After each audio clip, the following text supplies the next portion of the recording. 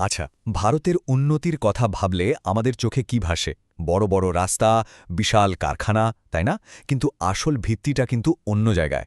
দেশের জ্ঞান বিজ্ঞানের যে জগৎটা রয়েছে তার পিছনে কাজ করছে বেশ কিছু প্রতিষ্ঠান।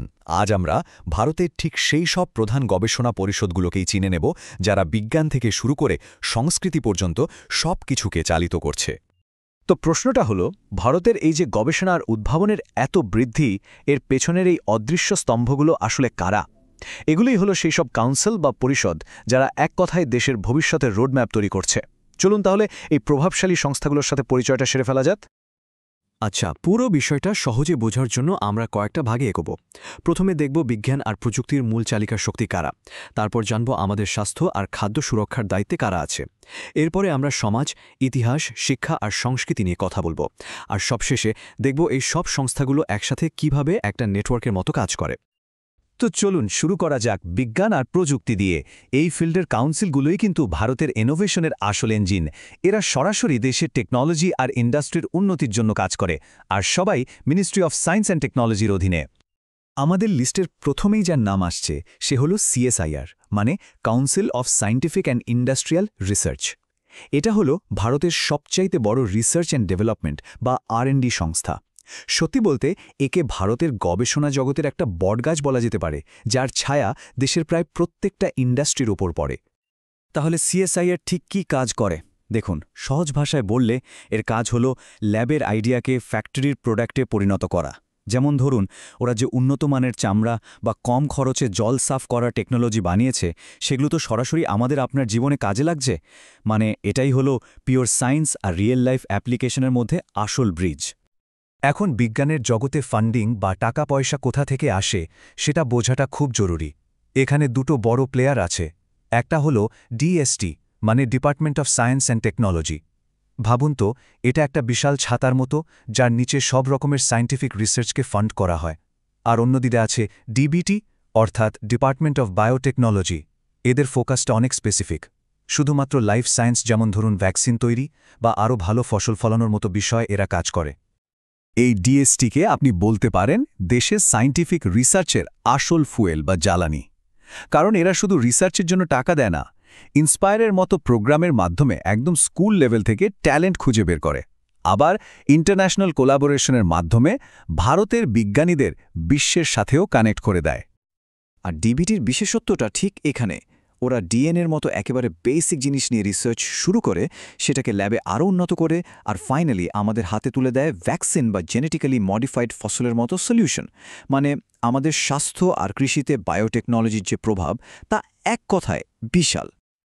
আচ্ছা, সায়েন্স আর টেকনোলজির পর এবার আসা যাক আমাদের জীবনের সবচেয়ে জরুরি দুটো দিকে, স্বাস্থ্য আর খাদ্য।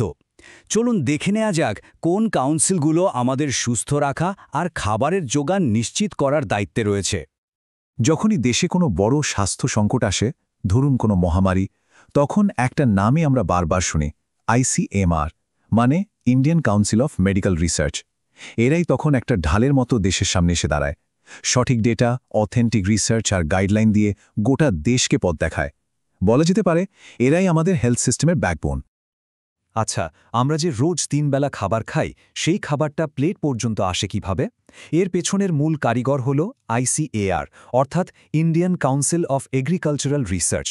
এই সংস্থাটাই কিন্তু নতুন নতুন জাতের ফসল তৈরি করে, কৃষকদের নতুন টেকনিক শেখায়, আর এমন চাষের পদ্ধতি নিয়ে আসে যা পরিবেশের জন্য ভালো।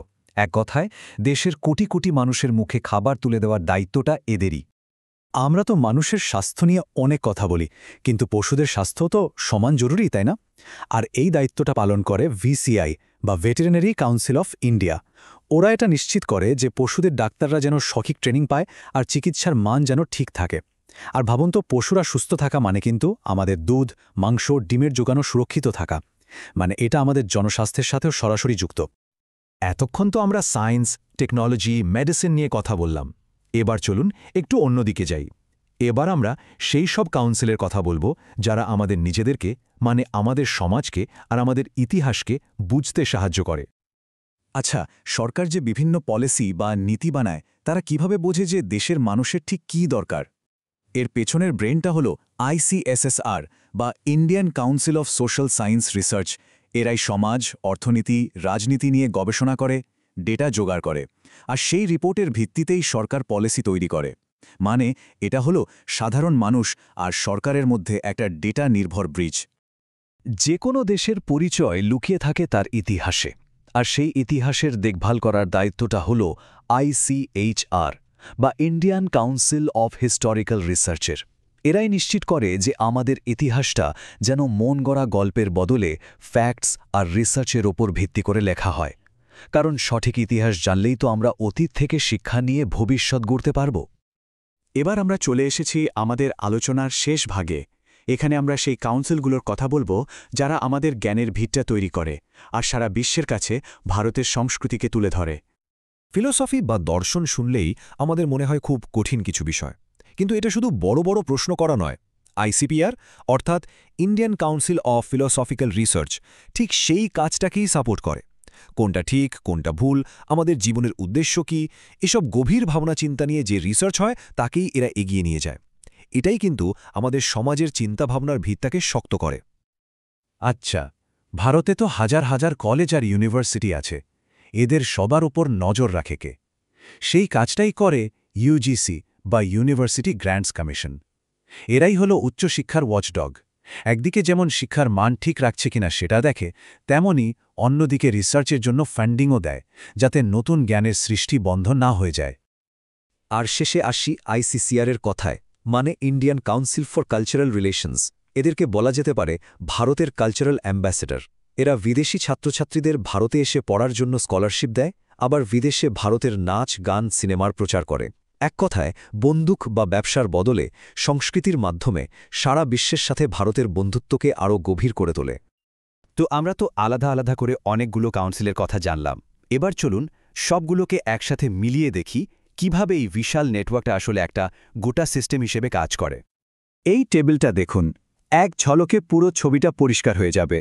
এখানে খেয়াল করার মতো বিষয় হল প্রত্যেকটা কাউন্সিলের একটা নির্দিষ্ট কাজের জায়গা আছে।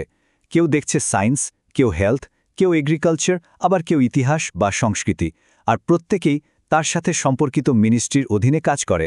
এর ফলেই গোটা সিস্টেমটা এত গুছিয়ে আর নির্দিষ্ট লক্ষ্য নিয়ে কাজ করতে পারে। তাহলে শেষ প্রশ্নটা এটাই, ভারত যখন ভবিষ্যতের দিকে এগোচ্ছে তখন এই পিলার বা স্তম্ভগুলো একসাথে মিলে দেশের আগামী দিনের গল্পটা কিভাবে লিখবে? কারণ এদের একে অপরের সাথে সহযোগিতার ওপরেই কিন্তু নির্ভর করছে ভারতের নেক্সট চ্যাপ্টারের গ্রোথ। এই প্রতিষ্ঠানগুলোকে বোঝা মানে এক কথায় ভারতের ভবিষ্যতের যাত্রাপথটাকে বোঝা। আমাদের এই আয়োজনের সঙ্গে থাকার জন্য অনেক ধন্যবাদ।